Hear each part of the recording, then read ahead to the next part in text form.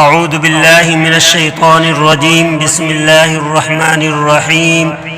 آج انشاءاللہ سورہ زلزال کا ترجمہ اور اس کی تفسیر بیان کروں گا۔ اس سورت کا بنیادی موضوع قیامت کی ہولناکی، انسان کے اعمال کا حساب اور ذرہ برابر نیکی یا بدی کا بدلہ ملنا ہے۔ مفسرین کے نزدیک اس سورت کے نزول کے پس منظر کے حوالے سے دو اہم آراء ہیں، یعنی رائے ہے۔ یہ سورت مکہ مکرمہ میں اس وقت نازل ہوئی جب لوگ قیامت کے بارے میں سوال کرتے تھے کہ قیامت کب آئے گی۔ اللہ تعالیٰ نے اس سورت میں قیامت کے دن کی رونما ہونے والے واقعات کی منظر کشی کی ہے۔ حضرت ابوبکر صدیق رضی اللہ تعالیٰ عنہ کا وہ واقعہ بعض روایت میں آتا ہے کہ جب یہ آیت نازل ہوئی تو حضرت ابوبکر صدیق رضی اللہ تعالیٰ عنہ تشریف فرما تھے اور وہ رو پڑے۔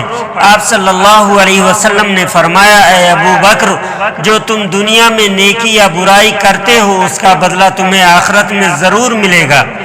اذا زلزلت الارض زلزالها واخرجت الارض اثقالها، جب زمین اپنی پوری شدت سے ہلا دی جائے گی اور زمین اپنے بوجھ، مردے اور خزانے باہر نکال پھینکے گی۔ قیامت کے دن زمین میں ایسا زبردست زلزلہ آئے گا کہ پہاڑ ریزہ ریزہ ہو جائیں گے اور زمین پر موجود ہر عمارت تباہ ہو جائے گی۔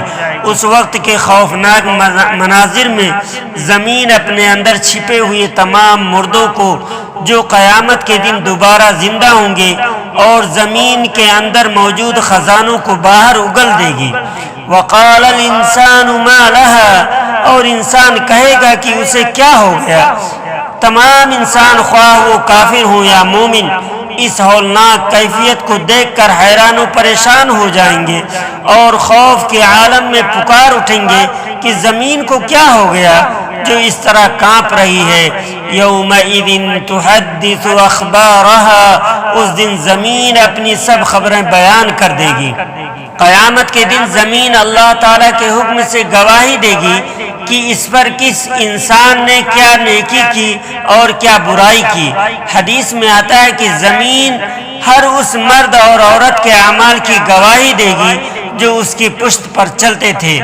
علامہ ابن کثیر رحمۃ اللہ علیہ نے یومئذ تحدث اخبارها کی تفسیر میں ایک نہایت اہم حدیث کا ذکر بیان کیا ہے جس سے معلوم ہوتا ہے کہ زمین کس طرح گواہی دے گی۔ حضرت ابو ہریرہ رضی اللہ تعالیٰ عنہ سے روایت ہے کہ نبی کریم صلی اللہ علیہ وسلم نے یہ آیت تلاوت فرمائی، یومئذ تحدث اخبارها، اس دن زمین اپنی خبریں بیان کرے گی۔ اور پھر پوچھا، کیا تم جانتے ہو کہ اس کی خبریں کیا ہیں؟ صحابہ نے عرض کیا، اللہ اس کا رسول ہی بہتر جانتے ہیں۔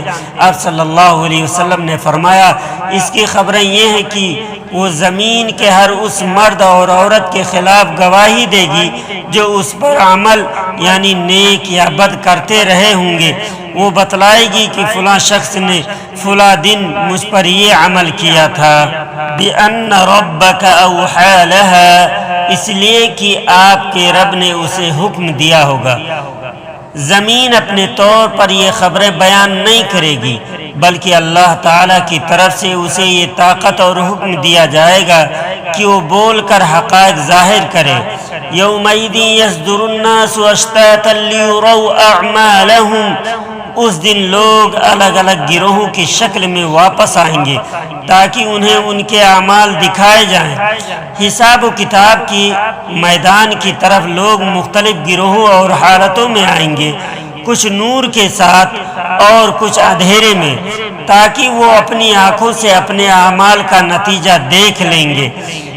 فَمَن يَعْمَلْ مِثْقَالَ ذَرَّةٍ خَيْرًا يَرَهُ وَمَن يَعْمَلْ مِثْقَالَ ذَرَّةٍ شَرًّا يَرَهُ، پس جس نے ذرہ برابر نیکی کی ہوگی وہ اسے دیکھ لے گا اور جس نے ذرہ برابر برائی کی ہوگی وہ اسے دیکھ لے گا۔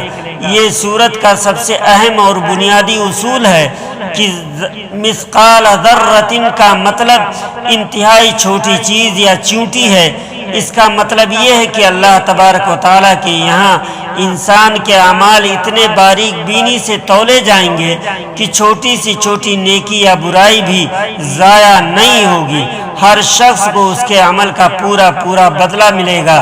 سورت سے حاصل ہونے والے اہم اسباق یہ ہیں کہ ہمیں اپنی چھوٹی سی چھوٹی نیکی کو بھی حقیر نہیں سمجھنا چاہیے اور چھوٹی سی چھوٹی برائی سے بھی بچنا چاہیے۔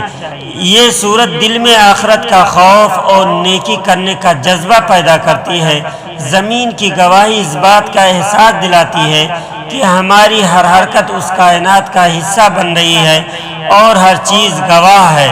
اللہ تبارک و تعالیٰ سے دعا ہے اللہ تعالیٰ ہم تمام لوگوں کو اس پر عمل کرنے کی توفیق عطا فرمائے، آمین۔ وما علینا الا البلاغ۔